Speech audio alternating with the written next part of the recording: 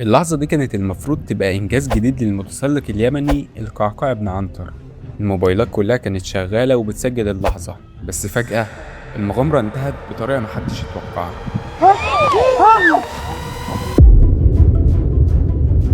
طبعا معظمنا شفنا الفيديو ده واتصدمنا بعد ما شفنا لحظة سقوط المغامر اليمني القعقاع بن عنتر والشهير بسبايدر مان اليمن، وهو بيقع في الفوهة البركانية في مشهد صادم لكل اللي شاف الفيديو أو كل اللي كان موجود هناك.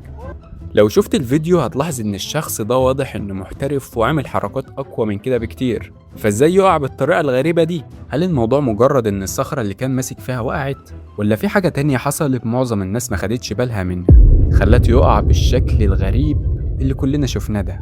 فانا النهارده جاي احكي لك القصة من طقطق لسلام عليكم. وقبل ما نبدأ ما تنساش تدعمنا بلايك واشتراك عشان ننزل فيديوهات اكتر. يلا تعالى معايا اقول لك حقيقة الموضوع.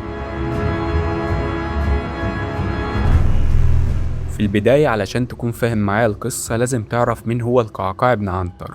بكل بساطة هو شاب يمني من محافظة الضالع عنده 30 سنة بس، واللي اتشهر بمغامراته الجريئة في تسلق الجبال والمرتفعات الصخرية والفوهات البركانية من غير ما يستخدم أي معدات حماية أو سلامة، معتمد بس على قلبه الجامد ولياقته البدنية.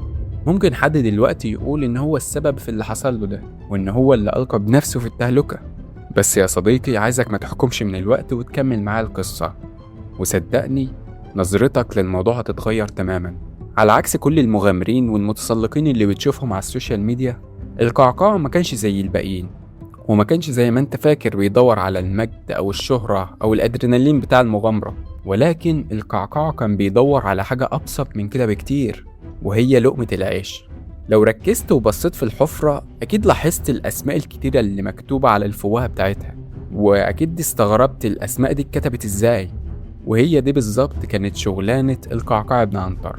القعقاع كان بينزل ويكتب أسماء الناس الزوار على فوهة الحفرة دي بمقابل مد بسيط يدوب يجيب له قوت يومه، بالإضافة إن الناس كانت بتحب تشوفه وهو بيعمل الحركات وبيتسلق الجبال والمنحدرات الجبلية دي، في المقابل كان بياخد مبلغ بسيط يدوبك يكفيه. وفضل شغال في الشغلانة دي لفترة كبيرة من الزمن لحد ما حصل اللي حصل يوم الجمعة 12/6/2026، وهو نازل يعمل حركات خطيرة كالمعتاد في حارة الدمت البركانية، وحارة يعني فوهة بركانية واللي موجودة في محافظة الضالع في اليمن، علشان يبهر الزوار اللي كلهم عينيهم عليه والتوتر مالي المكان وكل الكاميرات بتصوره. وفي لحظة واحدة يترعب كل الناس من المنظر اللي شافوه بعد ما ايد القعقاع فلتت في غمضة عين ويقع ويختفي عن العيون في قاع الفوهة البركانية الخامدة ويغيب عن الأنظار. وبعد ما كان الكل مبسوط ومنبهر بالمنظر يتحول الموقف لحالة من الهرج والمرج في كل المنطقة. بس خليني أوضح لك حاجة، الحارة دي أو الفوهة البركانية دي هي فوهة بركان خامد، يعني مش زي ما انت متوقع مثلا موجود في حمم بركانية أو نار، ولكن جواها مية بيقولوا عليها مية كبريتية موجودة في قاع فوهة البركان. طيب دلوقتي انت بتقول إن الفوهة فيها مية، طب ما ده عادي، ما ممكن يعوم ويتسلق الفوهة البركانية ويطلع عادي، وخصوصا إن القعقاع كان سباح ماهر، يعني الموضوع المفروض يبقى سهل عليه. بس في الحقيقة يا صديقي الموضوع ما كانش بالبساطة دي. أولا الفوهة البركانية ارتفاعها يتخطى 90 متر، والمسافة دي كبيرة جدا.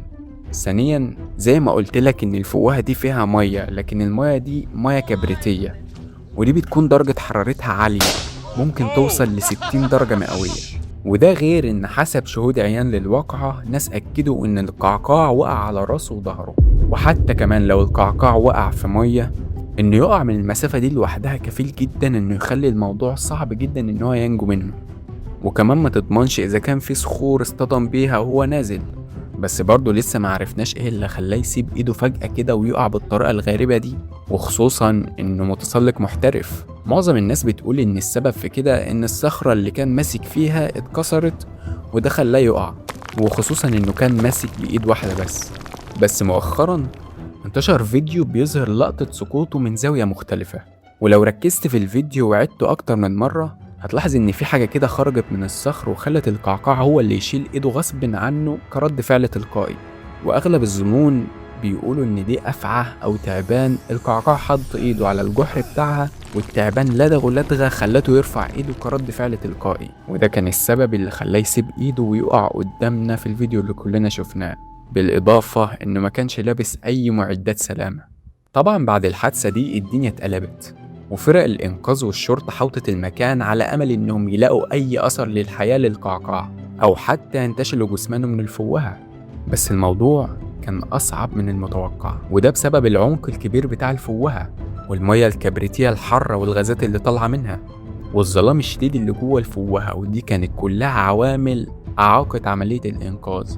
وأخيرا بعد جهود مضنية استمرت يومين كاملين قدرت فرق الإنقاذ إنها تشوف القعقاع، بس للأسف شافوا جثمانه وهو بيطفو على وش المية بعد يومين كاملين من سقوطه علشان يطلعوه وتنتهي قصة أشهر مغامر في اليمن، ويتعمل له جنازة مهيبة حضر فيها عدد ضخم من الناس من أحبائه وجماهيره اللي كانت بتحبه، واللي كانت صدمة كبيرة ليهم وللعالم كله. ودايما كانت الناس بتقول إن الحفرة دي كانت هتكون سبب هلاكه في يوم من الأيام.